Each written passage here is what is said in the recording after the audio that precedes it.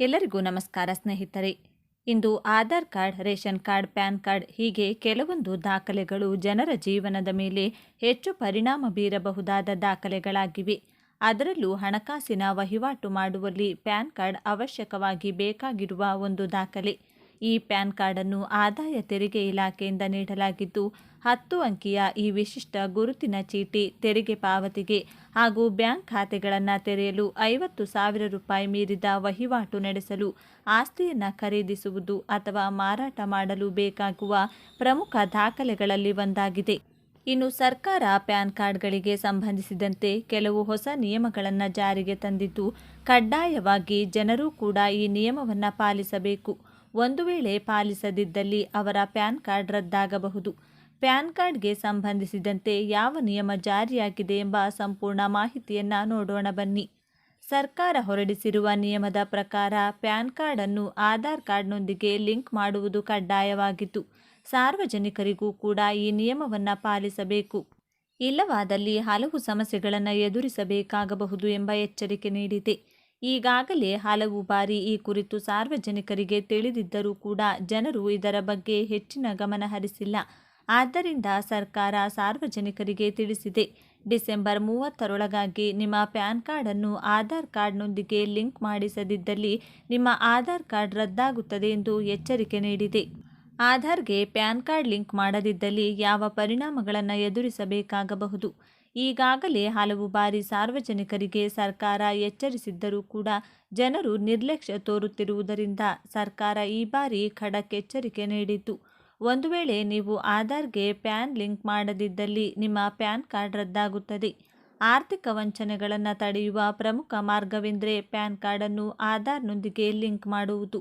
ಗಡುವು ಮೀರಿದ ಬಳಿಕ ನೀವು ಲಿಂಕ್ ಮಾಡಿಸಿಲ್ಲವೆಂದರೆ ದಂಡದೊಂದಿಗೆ ಲಿಂಕ್ ಮಾಡಿಸುವ ಸಾಧ್ಯತೆ ಇದೆ. ಅಥವಾ ಹೊಸ ಪ್ಯಾನ್ ಕಾರ್ಡ್ ಪಡೆದುಕೊಳ್ಳುವುದನ್ನು ಬಿಟ್ಟು ಬೇರೆ ದಾರಿ ಇಲ್ಲವೆಂದು ಹೇಳಿದೆ.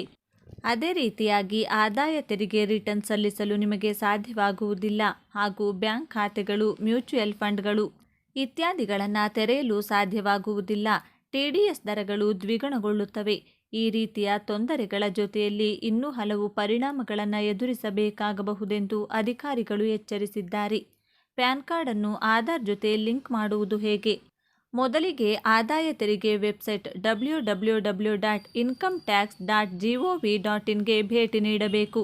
ಇಲ್ಲಿ ಲಿಂಕ್ ಆಧಾರ್ ಆಯ್ಕೆಯ ಮೇಲೆ ಕ್ಲಿಕ್ ಮಾಡಿ ನಿಮ್ಮ ಆಧಾರ್ ಕಾರ್ಡ್ ಹಾಗೂ ಪ್ಯಾನ್ ಕಾರ್ಡ್ ಸಂಖ್ಯೆಗಳನ್ನು ನಮೂದಿಸಿ OTP ಪರಿಶೀಲಿಸಿ ಸಲ್ಲಿಸಬೇಕು. ಆಧಾರ್ಗೆ ಪ್ಯಾನ್ ಕಾರ್ಡ್ ಲಿಂಕ್ ಮಾಡಿಸುವುದು ನಿರ್ಧಾರವನ್ನು ಏಕೆ ತೆಗೆದುಕೊಳ್ಳಲಾಯಿತು?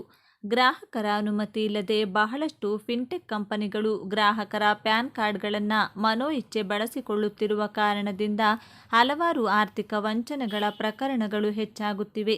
ಆದ್ದರಿಂದ ಕೇಂದ್ರ ಸರ್ಕಾರ ಈ ರೀತಿಯ ನಿರ್ಧಾರಗಳನ್ನು ತೆಗೆದುಕೊಂಡಿದೆ.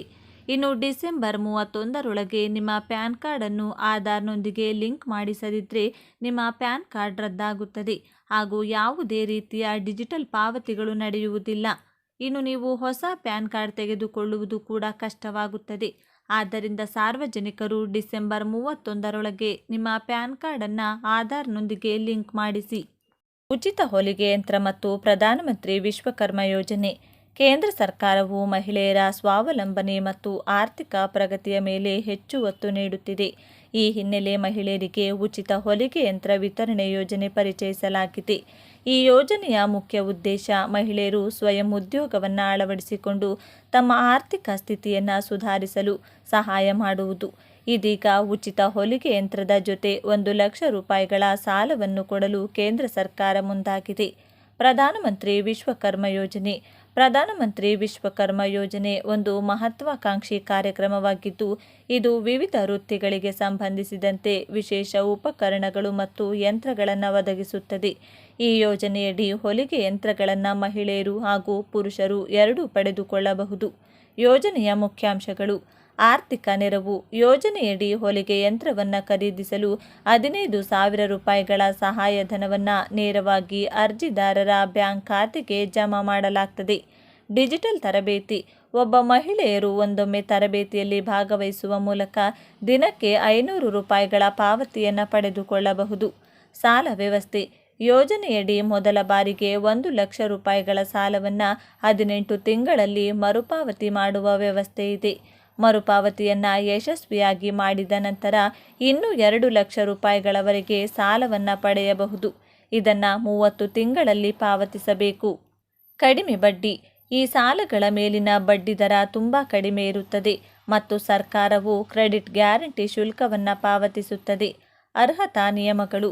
ಯಾರ್ಯಾರು ಅರ್ಜಿ ಸಲ್ಲಿಸಬಹುದು? ಅರ್ಜಿದಾರರು ಭಾರತದ ಪ್ರಜೆಯಾಗಿರಬೇಕು. 18 ವರ್ಷಕ್ಕಿಂತ ಮೇಲ್ಪಟ್ಟವರು ಮಾತ್ರ ಅರ್ಜಿ ಸಲ್ಲಿಸಬಹುದು. ಈಗಾಗಲೇ ಹೊಲಿಗೆ ವೃತ್ತಿಯಲ್ಲಿ ತೊಡಗಿಸಿಕೊಂಡಿರುವವರು, ಟೈಲರ್ ಆಗಿ ಕೆಲಸ ಮಾಡುವ ಯಾವುದೇ ವ್ಯಕ್ತಿಯು ಈ ಯೋಜನೆಗೆ ಅರ್ಜಿ ಸಲ್ಲಿಸಬಹುದು. ಅರ್ಜಿಯು ಸಲ್ಲಿಸಲು ಅಗತ್ಯ ದಾಖಲೆಗಳು: ಆಧಾರ್ ಕಾರ್ಡ್, ವಿಳಾಸ ಪುರಾವೆ, ಗುರುತಿನ ಚೀಟಿ, ಜಾತಿ ಪ್ರಮಾಣ ಪತ್ರ, ಪಾಸ್ಪೋರ್ಟ್ ಗಾತ್ರದ ಫೋಟೋ, ಮೊಬೈಲ್ ಸಂಖ್ಯೆ, ಬ್ಯಾಂಕ್ ಪಾಸ್ಬುಕ್. ಅರ್ಜಿ ಸಲ್ಲಿಸುವ ವಿಧಾನ ಈ ಕೆಳಗಿನಂತಿದೆ. ಅರ್ಜಿದಾರರು ಮೊದಲನೆಯದಾಗಿ pmvishwakarma.gov.in ಅಧಿಕೃತ ವೆಬ್ಸೈಟ್ಗೆ ಹೋಗಿ ಅಲ್ಲಿ ನೀವು ನೋಂದಾಯಿಸಿಕೊಳ್ಳಬಹುದು. ಆನ್ಲೈನ್ನಲ್ಲಿ ನೋಂದಾಯಿಸಲು ಸಾಧ್ಯವಾಗದಿದ್ದಲ್ಲಿ ಹತ್ತಿರದ ಸೇವಾ ಕೇಂದ್ರಕ್ಕೆ ಭೇಟಿ ನೀಡಿ ಸಹಾಯ ಪಡೆಯಬಹುದು. ಈ ಯೋಜನೆಯಡಿ ಕೇಂದ್ರ ಸರ್ಕಾರವು ಮಹಿಳೆಯರ ಬದುಕಿಗೆ ಹೊಸ ಆದಾಯದ ಹಾದಿಯನ್ನು ನೀಡುತ್ತಿದೆ. ಇದರಿಂದ ಮಹಿಳೆಯರು ಸ್ವಯಂ ಉದ್ಯೋಗದಲ್ಲಿ ತೊಡಗಿಸಿಕೊಂಡು ತಮ್ಮ ಆರ್ಥಿಕ ಸ್ಥಿರತೆ ಮತ್ತು ಸಶಕ್ತೀಕರಣವನ್ನು ಸುಧಾರಿಸಿಕೊಳ್ಳಬಹುದು. ಮತ್ತು ಇಂತಹ ಉತ್ತಮವಾದ ಮಾಹಿತಿ ಹೊಂದಿದ ಈ ವರದಿಯನ್ನು ಈ ಕೂಡಲೇ ಪ್ರತಿಯೊಬ್ಬರಿಗೂ ಕೂಡ ಶೇರ್ ಮಾಡಿ ತಿಳಿಸಿ. ಕೇಂದ್ರ ಸರ್ಕಾರವು ಜನವರಿ 1, 2025ರಿಂದ ಪಿಂಚಣಿ ವ್ಯವಸ್ಥೆಯಲ್ಲಿ ಪ್ರಮುಖ ಬದಲಾವಣೆಗಳನ್ನು ಮಾಡಲಿದೆ. ಹೊಸ ವರ್ಷದಲ್ಲಿ ಪಿಂಚಣಿದಾರರಿಗೆ ಇದು ದೊಡ್ಡ ಕೊಡುಗೆಯಾಗಿದೆ. ಹೊಸ ಯೋಜನೆಯಡಿ ಪಿಂಚಣಿ ಪ್ರಕ್ರಿಯೆಯನ್ನು ಇನ್ನಷ್ಟು ಸರಳ ಮತ್ತು ಅನುಕೂಲಕರವಾಗಿ ಮಾಡಲಾಗುವುದು. ಇದರಿಂದಾಗಿ ಎಲ್ಲ ಪಿಂಚಣಿದಾರರ ಬ್ಯಾಂಕ್ ಖಾತೆಗಳಲ್ಲಿ ಹಣವನ್ನು ಸುಲಭವಾಗಿ ಮತ್ತು ತ್ವರಿತವಾಗಿ ಠೇವಣಿ ಮಾಡಬಹುದು. ಕೇಂದ್ರ ಕಾರ್ಮಿಕ ಮತ್ತು ಉದ್ಯೋಗ ಸಚಿವ ಮನ್ಸುಖ್ ಮಾಂಡವಿಯಾ ಶುಕ್ರವಾರ ಈ ಹೊಸ ಬದಲಾವಣೆಯನ್ನು ಪ್ರಕಟಿಸಿದರು. ಪ್ರಸ್ತುತ ಪಿಂಚಣಿ ಪಡೆಯಲು ಪಿಂಚಣಿದಾರರು ತಮ್ಮ ಪಿಂಚಣಿ ಪರಿಶೀಲಿಸಲು ಬ್ಯಾಂಕ್ಗೆ ಹೋಗಬೇಕಾಗುತ್ತದೆ. ಆದರೆ ಸಿಪಿಪಿಎಸ್ ಅನುಷ್ಠಾನದ ನಂತರ ಜನವರಿ 1, 2025ರಿಂದ ಅವರು ಇನ್ಮುಂದೆ ಬ್ಯಾಂಕ್ಗೆ ಹೋಗಬೇಕಾಗಿಲ್ಲ. ಅವರ ಪಿಂಚಣಿ ಪರಿಶೀಲಿಸಿ. ಅಂದರೆ ಪಿಂಚಣಿ ಬಿಡುಗಡೆಯಾದ ತಕ್ಷಣ ನೇರವಾಗಿ ಪಿಂಚಣಿದಾರರ ಬ್ಯಾಂಕ್ ಖಾತೆಗೆ ಜಮಾ ಆಗುತ್ತದೆ. ಪ್ರಸ್ತುತ ವಿವಿಧ ವಲಯ ಕಚೇರಿಗಳೊಂದಿಗೆ ಕೇವಲ 3-4 ಬ್ಯಾಂಕ್ಗಳೊಂದಿಗೆ ಟೈಅಪ್ಗಳಿವೆ. ಆದರೆ ಸಿಪಿಪಿಎಸ್ ಅಡಿಯಲ್ಲಿ ಪಿಂಚಣಿದಾರರು ಈಗ ತಮ್ಮ ಪಿಂಚಣಿಯನ್ನು ದೇಶದ ಯಾವುದೇ ಬ್ಯಾಂಕ್ ಶಾಖೆಯಿಂದ ಸಂಗ್ರಹಿಸಲು ಸಾಧ್ಯವಾಗುತ್ತದೆ. ಸಿಪಿಪಿಎಸ್ ಪಿಂಚಣಿ ಕಾರ್ಯಕ್ರಮವಾಗಿದ್ದು, ಪಿಂಚಣಿದಾರರು ತಮ್ಮ ಪಿಂಚಣಿಯನ್ನು ಯಾವುದೇ ಬ್ಯಾಂಕ್ ಶಾಖೆಯಿಂದ ಪಡೆಯಬಹುದು.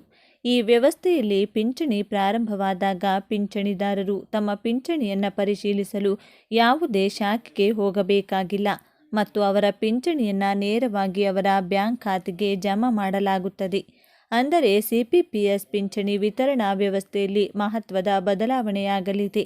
ಈ ಬದಲಾವಣೆಯ ನಂತರ ಪಿಂಚಣಿದಾರರು ನಗರದಿಂದ ನಗರಕ್ಕೆ ಅಥವಾ ಬ್ಯಾಂಕುಗಳನ್ನು ಬದಲಾಯಿಸುವ ಸಂದರ್ಭದಲ್ಲಿ ಪಿಂಚಣಿಯನ್ನು ವರ್ಗಾಯಿಸುವ ಅಗತ್ಯವಿಲ್ಲ. ಪಿಂಚಣಿಯನ್ನು ನೇರವಾಗಿ ಅವರ ಖಾತೆಗೆ ಜಮಾ ಮಾಡಲಾಗುವುದು. ಈ ಪ್ರಕ್ರಿಯೆಯನ್ನು ಇನ್ನಷ್ಟು ವೇಗವಾಗಿ ಮತ್ತು ಸರಳಗೊಳಿಸುತ್ತದೆ. ದೇಶದ ಕೋಟಿಗಟ್ಟಲೆ ಪಿಂಚಣಿದಾರರು ಈ ವ್ಯವಸ್ಥೆಯಿಂದ ಹೆಚ್ಚಿನ ಪ್ರಯೋಜನಗಳನ್ನು ಪಡೆಯುತ್ತಾರೆ.